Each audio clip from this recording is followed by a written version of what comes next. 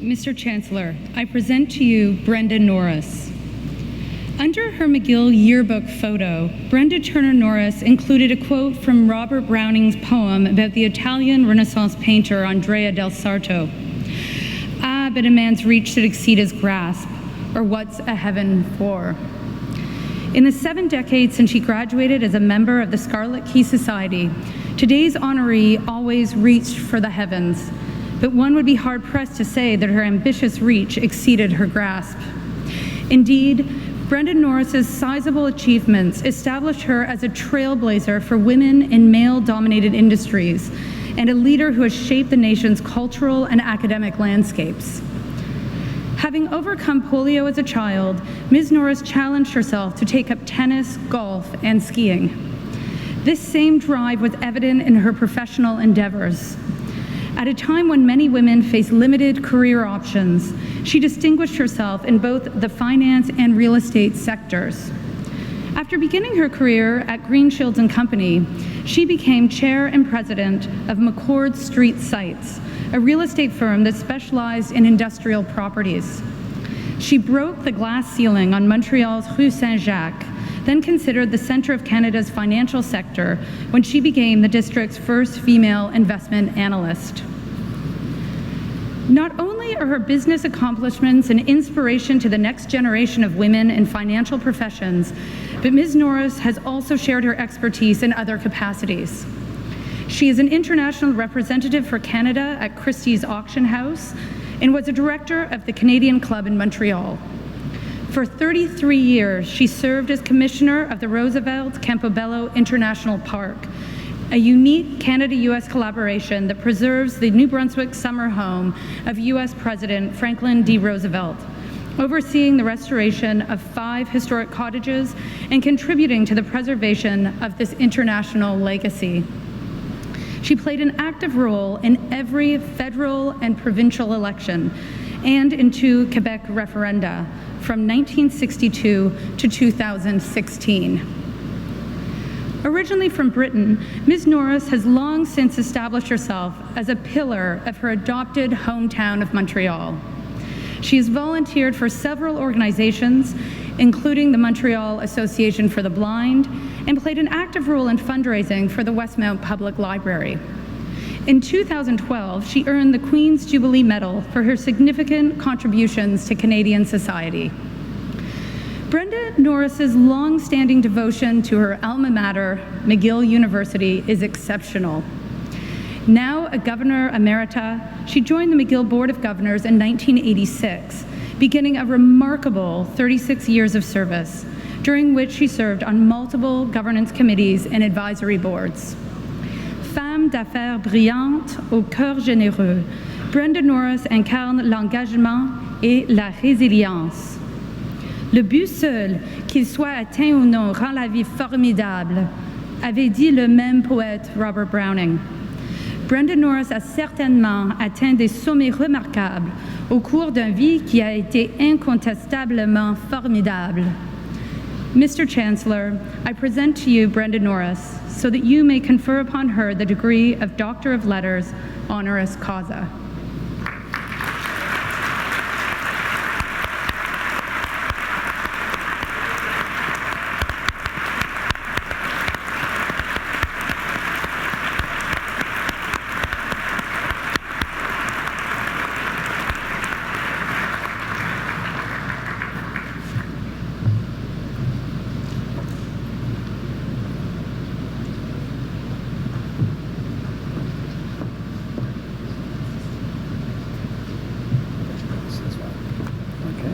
So if you hold your arm there. Yep.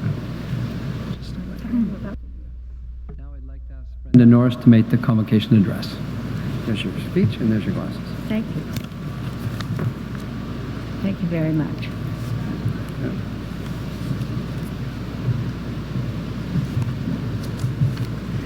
Chancellor John McCall McBain, Principal and Vice Chancellor Suzanne Fortier, Chairman of the Board Ram Panda, members of the Platform Party, proud parents, distinguished guests, and most of all, the graduating class of 2022.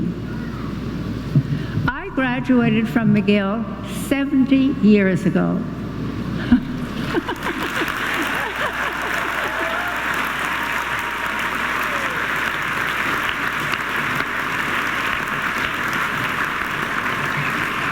When I arrived from Vancouver in 1948 as a student enrolled in the Faculty of Arts and Science, it was all one faculty then, there were 6,000 students at McGill.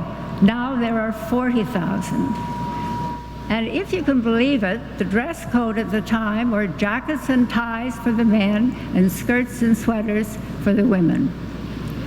My first lecture was at 9 o'clock on a Saturday morning. The subject was history, and our professor was Noel Fieldhouse, the Dean of Arts.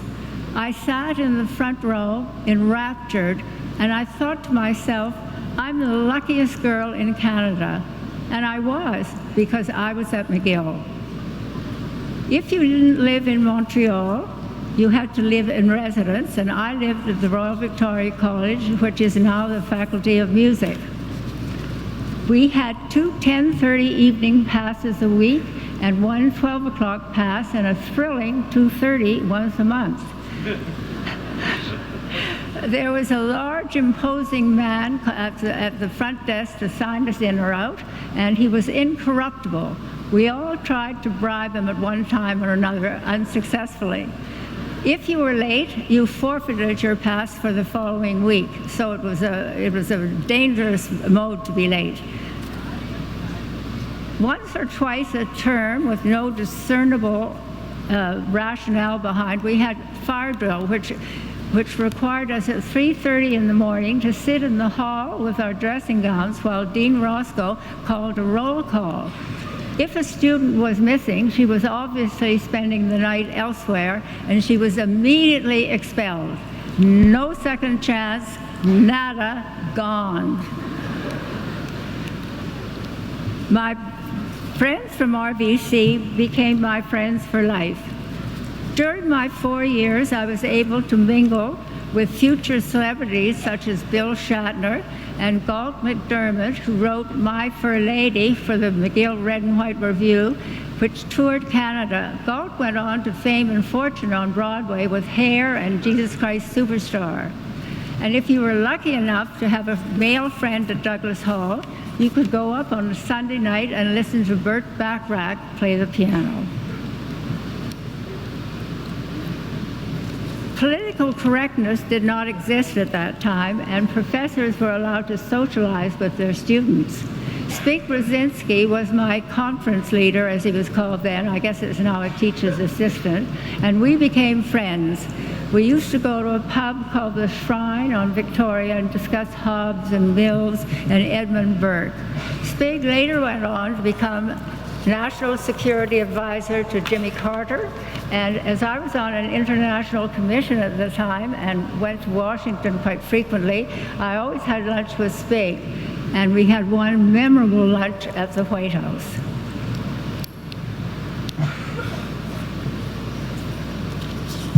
Excuse me, one memorable lunch at the White House.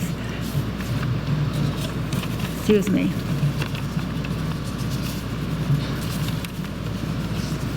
Excuse me for a second until I find my way.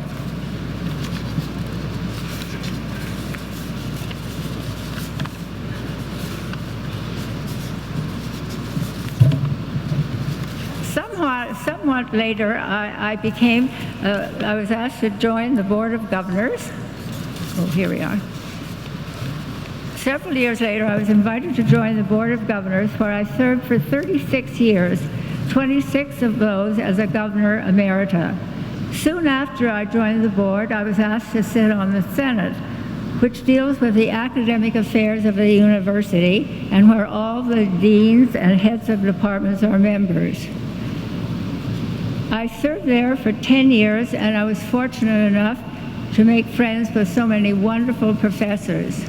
Later, when I sat on committees to promote associate and assistant professors to full professorship, I realized that to attain this position, they had to be recognized internationally in their chosen field. So you graduates should realize that you have been taught by the very best. Governors deal with the financial affairs of the university and have to approve every decision made by the Senate, as well as every decision made by the various university committees. These committees have to have 2 governors at every meeting, so over the years I've sat on or chaired numerous committees. I loved McGill meetings because I was dealing with people who were smarter than I was, and because we were dealing with ideas. Some advisory committees to interview prospective deans made great demands on one's time. One committee, where we had to interview candidates for the Dean of Medicine, had 16 meetings lasting about 3 hours each. So that you will see that governors do a lot more than appear at ceremonial affairs such as this. When I sat on these various committees, I was never an expert, but sometimes could interject a non-academic point of view, which was helpful. I have a huge admiration for the non-academic staff of McGill. They provided me with background material and supported me every inch of the way. Thank you, Adita, and your wonderful team. What motivated me was my passion for McGill, which has given me so much and has helped me achieve the interesting life that I have lived. Serving as a governor enabled me to give back in a way that enriched me and hopefully my beloved university. You are graduating from one of the great universities in the world, and each year it continues to embrace new challenges.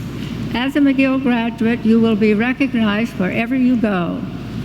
Je voudrais à ce temps remercier notre principale, Suzanne Fortier.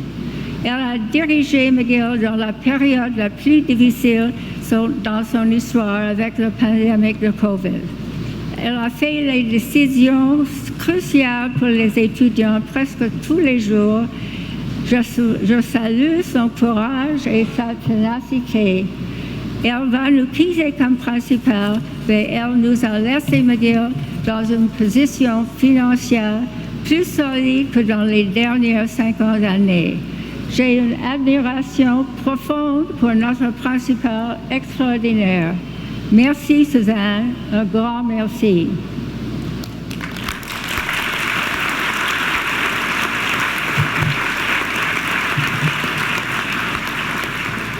You graduates are eager to live and start your life, and you will continue to learn by living and making mistakes along the way.